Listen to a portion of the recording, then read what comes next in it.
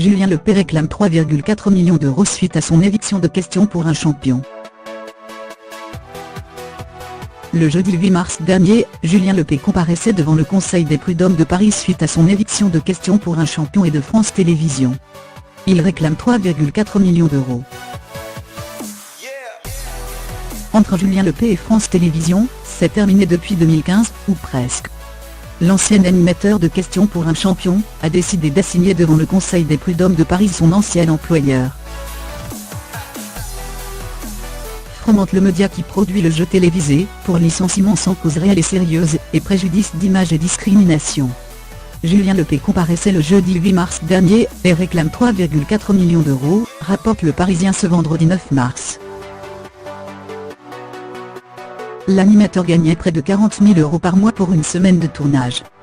Il réclame 3,4 millions d'indemnités. Julien Lepay est injusticiable, comme les autres qui s'est retrouvé licencié après 28 ans de service pour des motifs discriminatoires et injustifiés.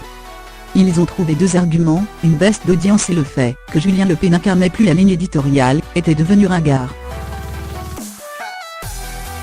Mais ce ne sont pas des motifs juridiques. Le dossier est vide, a expliqué son avocat Maître Lambert lors de cette audience. Le représentant de Julien Lepay justifie cette somme par un engagement contractuel inscrit dans le contrat en cas de changement d'animateur. Maître Lambert ajoute que ce licenciement a eu des conséquences sur la carrière à la télévision de son client. Être viré, cela fait tâche quand on est un homme d'image et que c'est son métier.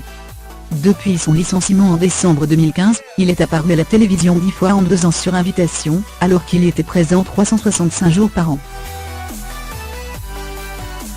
Ringard et lourd. La partie adverse a justifié ce licenciement par la baisse des audiences de l'émission, qui serait la conséquence d'un ras-le-bol de Julien Lepay, dès octobre 2014. Un rapport montrait que le concept du jeu était en phase avec les attentes du public, mais que son efficacité était limitée par le présentateur jugé trop rapide, stressant, ringard, lourd. Entre 2000 et 2003, la part d'audience du jeu a chuté de 33% puis de 56% de 2005 à 2015.